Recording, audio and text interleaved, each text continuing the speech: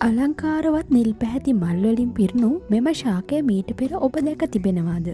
මේ අලංකාරවත් මෙන්ව ඖෂධීය ගුණවලින් යුතු ශාකයකි. මෙය කොරකහ නමින් හැඳින්වෙනවා. මෙය විශේෂයෙන්ම ඉන්දියාව, ශ්‍රී ලංකාව, අන්දමන් දූපත් ආශ්‍රිතව දක්නට ලැබෙනවා. මෙහි තවත් ප්‍රභේද ගණනාවක් ශ්‍රී ලංකාව ඇතුළු විවිධ රටවල් ආශ්‍රිතව ව්‍යාප්තව ඇත.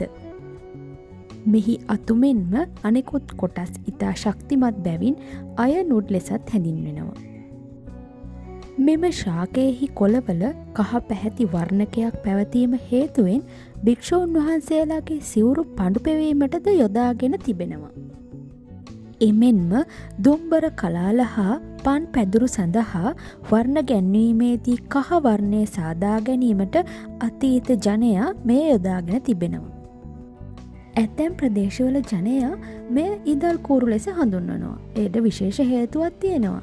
එනම් කමොත් කටයුතු වලදී කටු බොයියා සෑදීමට කොරකහ ඉපල් මිටි යොදා ගන්නවා. ඒ වගේම මෙම ශාකයේ ඵල ඉතා මිහිරි පළතුරක්. එම පළතුරුවල විටමින් ඇතුළු පෝෂක පදාර්ථ බහුලයි. මෙවන් වටිනා ප්‍රයෝජන ඇති මෙම ශාකයේ ඖෂධීය ගුණ රාශියක් තිබෙනවා. මෙහි ශාක පත්‍ර ගොනෝරියා සහ ලියුකෝරියා රෝග සුව කිරීමට යොදා ගැනෙනවා. එමෙන්ම ඇස් ලෙඩට විශේෂයෙන්ම ඇස් දැවිල්ලට ප්‍රතිකාර කිරීම සඳහා මෙම ශාකයේ මල් යොදා ගන්නවා.